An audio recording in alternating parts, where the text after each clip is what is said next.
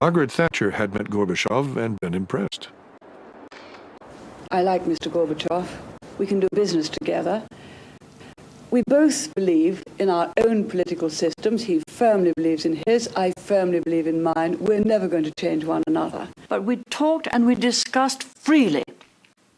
Now, that was what we wanted. This is what President Reagan had been wanting in the battle of ideas. So I said, look, this man is prepared to meet argument with argument. That's a totally new phenomenon.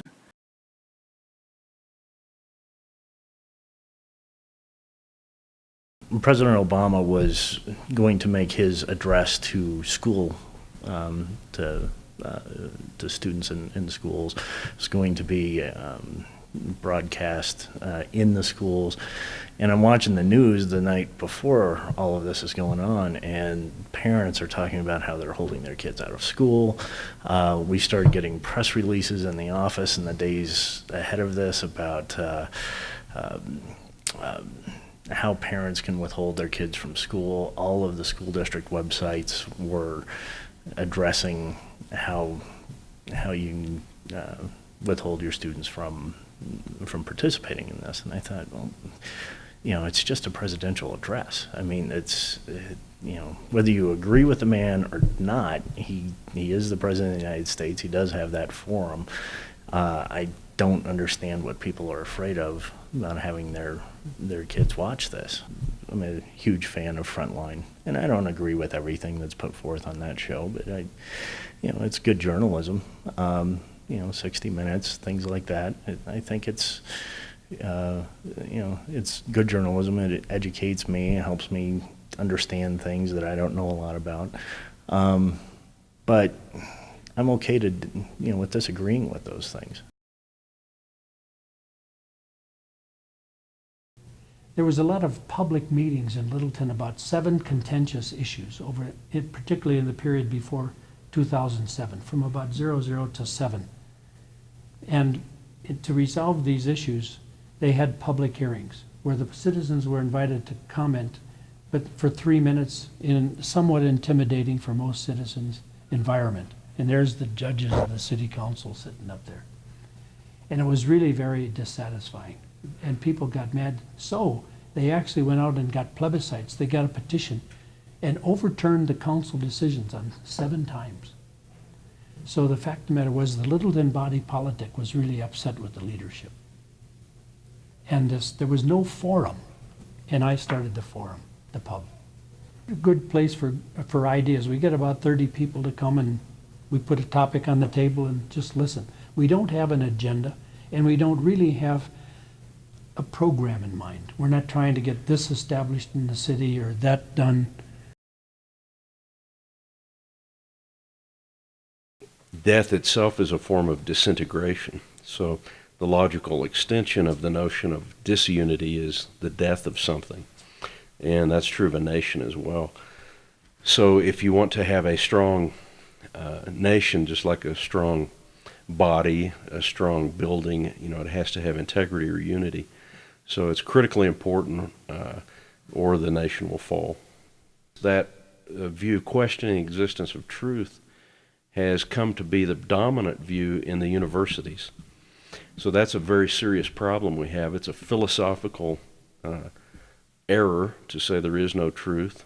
And so you have on 2 sides of it philosophers who love truth and promote truth, who are in the minority in most philosophy departments in the United States. And then you have people like the postmodernists who deny that there is any truth. So this is a yawning gap that we have, a great divide philosophically that's divided our nation. And, there's various responses to that, but to answer your question, that's a division. In politics, believe it or not, we have much less of a divide. The difference between the Republicans and the Democrats, the 2 dominant parties, is relatively insignificant. It's on relatively minor secondary issues. There's a pretty general consensus on most things, from foreign policy, to economic policy, and so on. We make much of the distinction between the 2 parties, but if you really look at it as someone, for instance, from outside of the United States, you'd realize they're arguing over very secondary or even third level things. And with respect to economics, there's an increasing divide in this country. The gap between the rich and the poor is growing in this country. It has now reached third world levels. And by that I mean, for instance, the top CEOs earning, say, 600 times what a worker does in the same company. The top 1% controlling over 50% of the wealth of the United States and so on. And the bottom 50% controlling 15%. If the parties don't accept that there is truth, then it's going to be a question of might makes right. And but if you prescinding from that, have people that still believe in truth lost the ability to resolve their differences? I don't think so. I think the skills of logic and dialectic have been lost in large measure, but they can be regained. Besides that fundamental issue, if you have parties that accept that there can be a truth, then they can obviously discuss an issue, debate it, find fallacies in each other's arguments if there are any, or inconsistencies, and then resolve them. So you have these two elements again that I mentioned earlier that are in the higher educational system of the United States. It actually intrudes even down into high school and grade school as to whether or not there's truth. So first you basically have to resolve that. I mean, if you have parties that don't accept that there's a truth, then the debate's a waste of time. It's just looking at the eloquence and the elegance of their technique. So to the extent America has lost its grip on truth, then it has lost the ability to resolve differences. And logic goes back to Aristotle. He introduced it as a discipline in the West.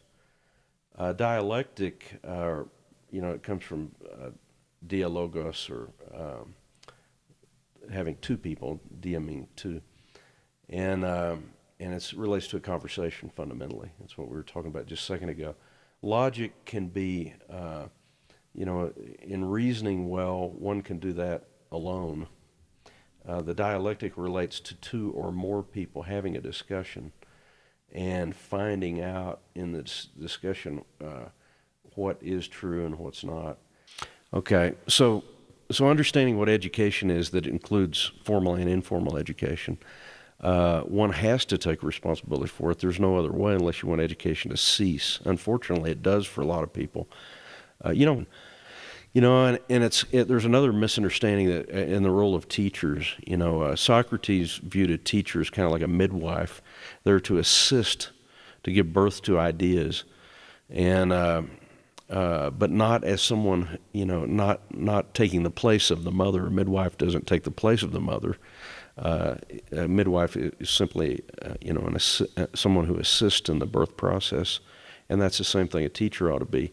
If it's misunderstood so that teachers are viewed as someone who somehow implants ideas in the student's mind, then they're failing to make a distinction in the three kinds of knowledge, which is, there's the lowest kind, which is information or data, such as you input in a computer, or you can find a statistical yearbook and so forth.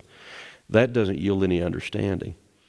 That level can, in fact, be given by teachers. They can say to you, for instance, 2 + 2 = 4. You memorize that, it goes into your memory, but you don't understand it.